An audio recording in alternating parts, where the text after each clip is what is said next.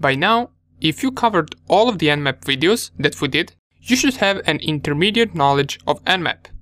All we are left to do, to check out, is just some of the few options that you might find useful once you're performing your scans, which we will check out in this video. And after it, we need to check out two more things. One of them is running Nmap with scripts, which part of it we're going to see right now with the results of our -A scan from the previous video. And the second thing is how we can bypass firewall, IDS and IPS using Nmap. So for now we only noticed how we can perform different scans, but we never really talked about what if our target is well secured, what if they have a firewall. We want to perform our scans as quietly as possible in order for us to not get detected. But before we jump into all of that, let us check out the output of our -A option. Remember from the previous video, -A runs a bunch of different things such as OS detection, version scan, and it also runs something called Nmap scripts. You will see down here that we are getting output that we didn't get before. So besides the open port and the version that the open port is running, we also get the output of different scripts that are running on the target as we execute this scan.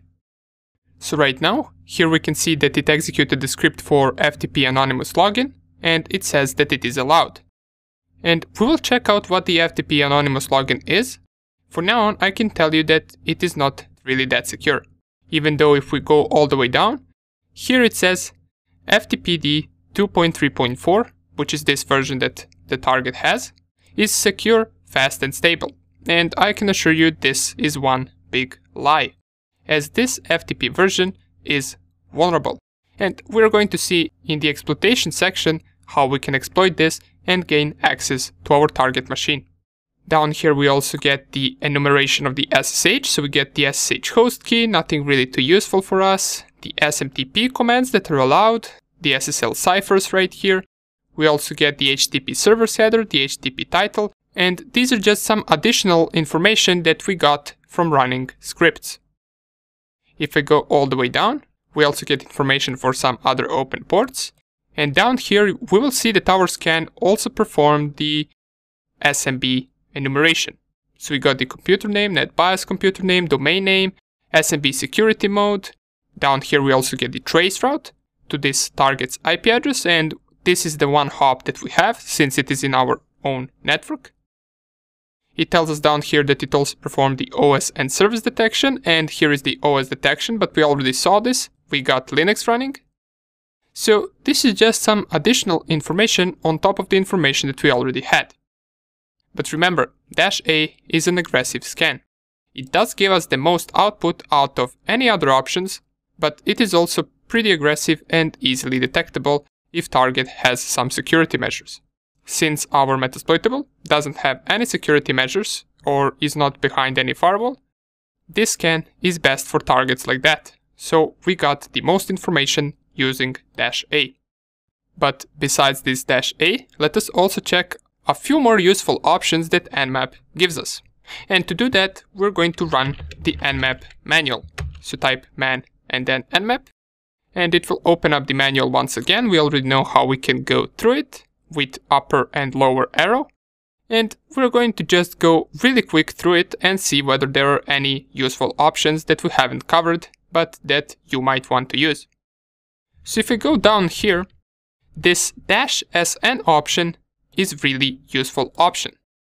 And it is not really useful for discovering vulnerabilities or open ports. Matter of fact, this option right here performs the same thing that our NetDiscover tool did. Remember, we use NetDiscover to locate all of the hosts that are up and running on our network, and -SN pretty much does the same thing. As we can see right here, this option tells Nmap not to do a port scan, so you will not find out any open ports with this scan. The only useful thing we get from this is which hosts are up and running. So let's test it out real quick. And this is a scan that you would use probably on multiple machines to discover which ones are up and which ones aren't, but you can also use it on one machine if you'd like. For this scan, I will use my home network, so -SN and then 192.168.1.1-255. If I press enter, This should pretty much in just a few seconds, and here it is. It will give us which hosts are currently up. We get their IP addresses. So 192.168.1.10, this is my laptop. We get the Metasploitable, we get Windows 10 probably, and we get my router. So instead of NetDiscover, you can use this to figure out which hosts are up. But for me personally, I like NetDiscover output a little bit better than this one. This right here looks a little bit messy. Okay, so the second thing that I want to show you is -P option. And this is an actual option that you will use a lot. So for this, we're going to scan our Metasploitable, so change the IP address to the Metasploitable IP address. And what -P option is simply you can specify what range of port you want to scan with Nmap. So remember, when we perform any other scan, it scans top 1000 ports. But what if we, for example, only wanted to scan one port? For example, let's say we wanted to scan port 80 on the Metasploitable. Can we do that? Well, if you specify -P and then 80, and then the IP address, here it will tell us port 80 open and service that it is running. So we can scan only one port if we want. This option is useful if you're only attacking one port and you don't want to bother really and let Nmap scan 1000 port when you only want to enumerate one single port. You can also do it on multiple ports, for example, port 80, port 22, port 100, and let's see what the output is. And here we can see port 80 and port 22 are open, while the port 100 is closed. We separate different ports with comma, and instead of separating them with comma, if you want to scan a range of ports, you can also do this. You can do port 1 to port 100. And here are the results. Not shown, 94 closed ports, and we got 6 ports that are open in first 100 ports.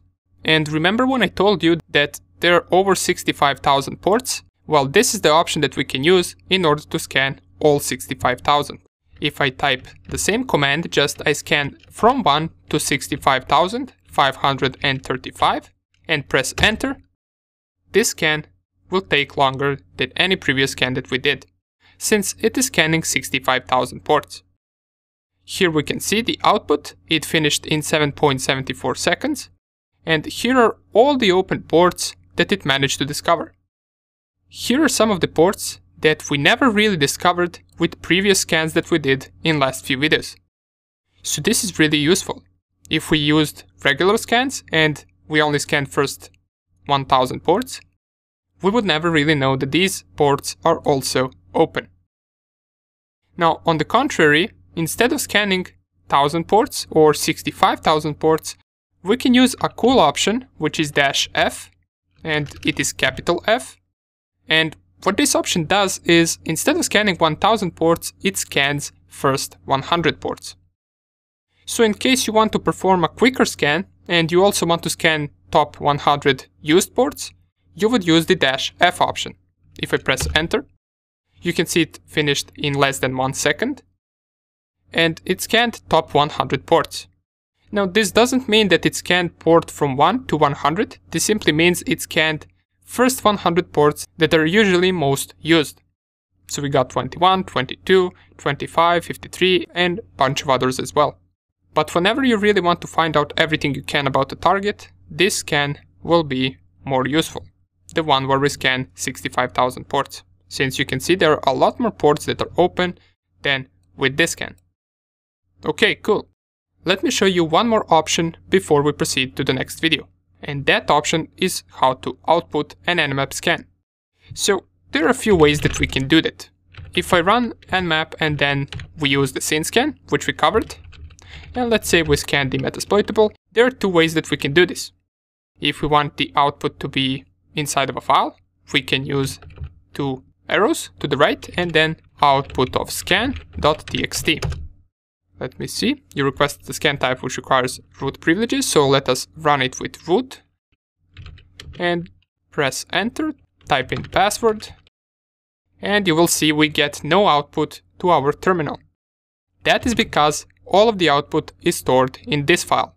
If we use the cat command to output the results, here is our scan that is being stored inside of this file. So this is useful once you want to, for example, add this to your report. So you just save it in a file and then later on copy and paste this on a report. Another way that you can do this, in case you want the results to be saved both in a file and also outputted in your terminal, we can use the -on option. So -on, I'm not sure if it is with capital N or lowercase n. We're going to check that out with the help menu. So let's go to the output settings, and it is -on option. And we can see right here -on option is output scan in normal. So we can simply just save this in a normal file.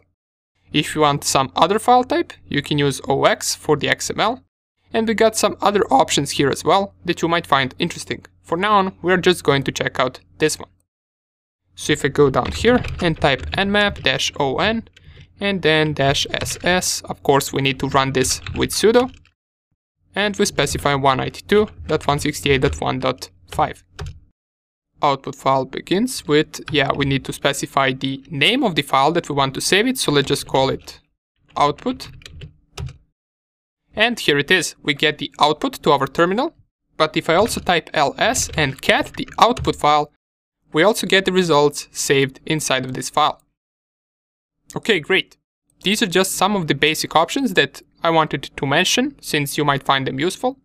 And by now, as I already told you, you can consider yourself an intermediate Nmap scanner. Now, to take this to the advanced level, we're going to check out in the next few videos how we can bypass firewall, IDS and IPS using Nmap scans.